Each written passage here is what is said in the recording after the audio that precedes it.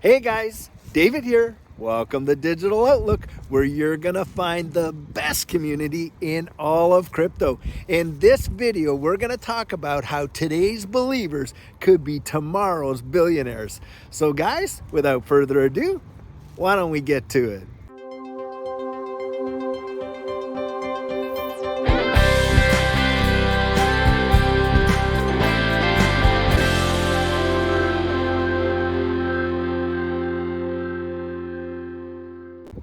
So guys, how many of us have heard someone come out and say, well, if I only had just bought Microsoft back in the day, or if I had just got into Apple when it was first coming out, or how about, hey, if I just invested in such and such an internet deal way back when, I would have made a fortune. And of course, you know, we all have our Bitcoin story. I myself have a pretty good Bitcoin story. I was working for the tax department in Canada back at that time when Bitcoin was coming out in the underground economy.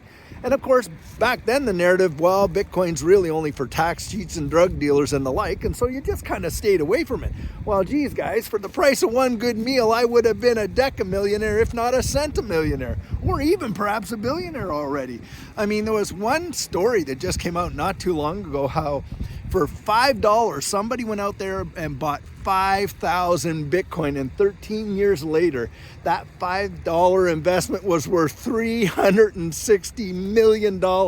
Absolutely mind-boggling, to be sure.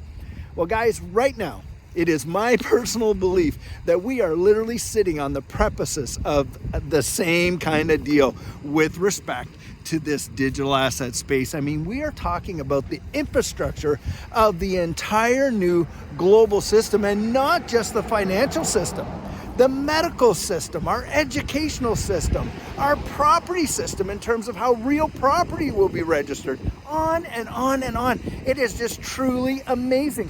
One big one that just recently came out was Larry Fink, the CEO of BlackRock, which, by the way, have about, $8 trillion of assets under management, came out and told everybody that, hey, look, the next evolution of these markets is going to be the tokenization of securities. And then on top of that, you have the Depository Trust and Clearing Corp, which processes trillions of dollars of transactions per day. And they just recently signed over into blockchain with R3 Corda, utilizing, by the way, R3 Corda uses XDC for instant settlement. Then you just go over to the other side of the world, and right now we're seeing a big move in commodities, in the tokenization of gold and other bullion. And in Dubai, the DMCC came out, and they are tokenizing gold using XinFin, again, XDC. It's truly something else. And obviously, we got Ripple out there. And what's Ripple doing? Well, Ripple is working with major nation states building central bank digital currencies. And having said that, there is a recent article that just came out not too long ago with respect to a trial that's going on right now with the Federal Reserve for a central bank digital currency for the United States. And on top of that, I've got a clip, and I think I'm going to find it and drop it in this video, where Jerome Powell is telling the American people that, hey, a central bank digital currency for the United States might be good for the US dollar. Looking forward, rapid changes are taking place in the global monetary system that may affect the international role of the dollar in the future. Most major economies already have or are in the process of developing instant 24/7 payments. Our own FedNow service will be coming online in 2023. And in light of the tremendous growth in crypto assets and stablecoins, we are examining whether a U.S. central bank digital currency would improve upon what is an already safe and efficient domestic payment system. As our white paper on this topic notes, a U.S. CBDC could also potentially help maintain the dollar's international state.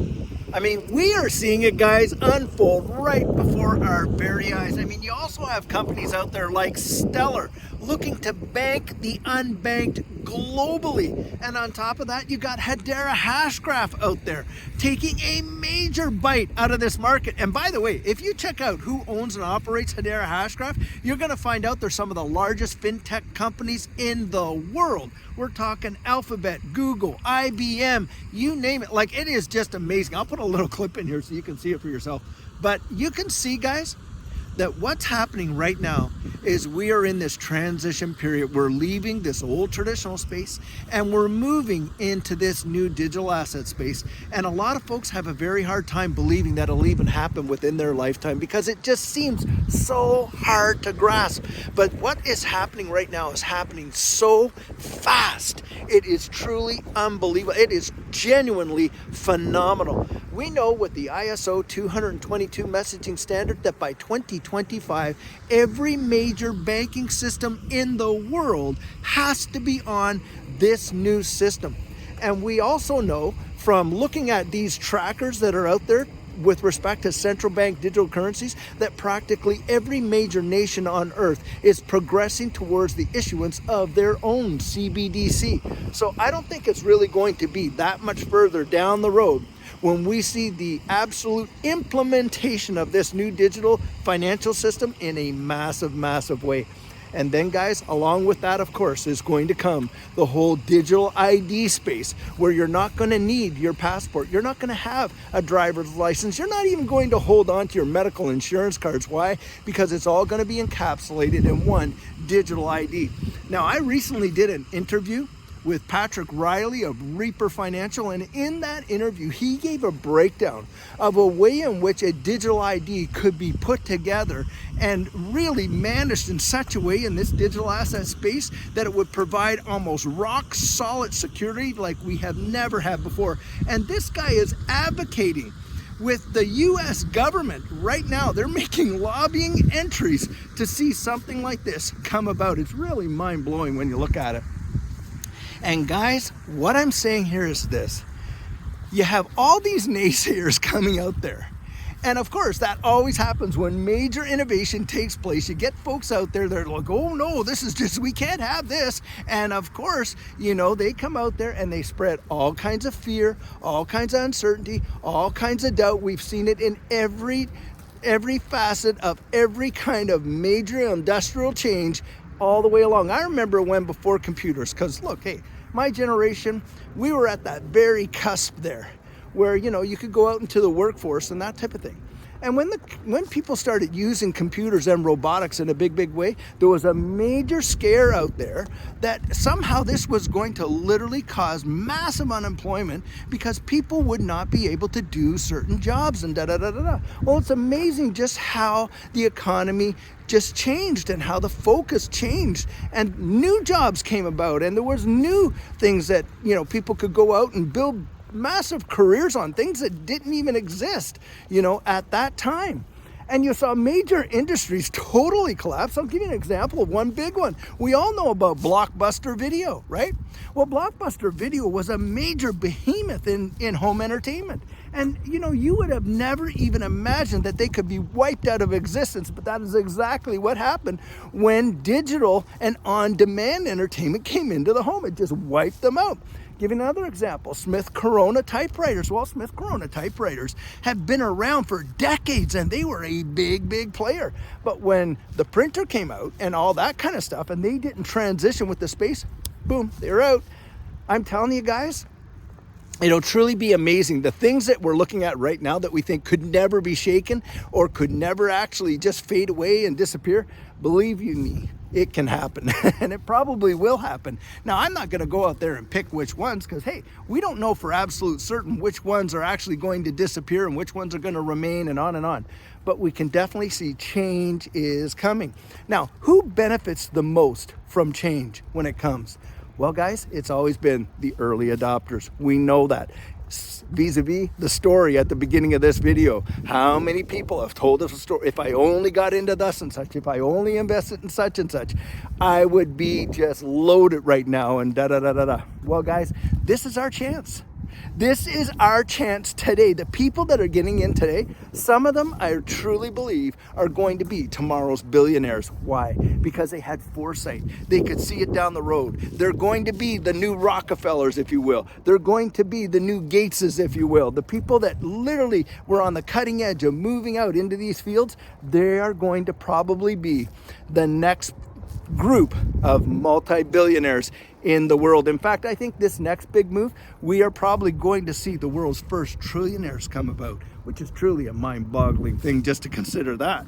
But that's what's happening. And where I look at it at this point, people are going to look back and they're going to shudder in awe, because they're realizing right now you can pick a lot of these infrastructure type ecosystems up right now, sub $1. It truly is mind-boggling. It'd be like the guy that paid $5 for 5,000 Bitcoin, and then 13 years later that was worth $360 million. I mean, you're able to get XRP right now at around what, 35 cents. That is truly phenomenal. I mean, when you consider what it's doing, if you were to just take the fundamentals and look at some of these organizations like XRP and see, look, do they have a real world utility? Well, you better believe they do. And they're solving the ODL, by the way, on-demand liquidity is what that stands for. I had someone ask me that.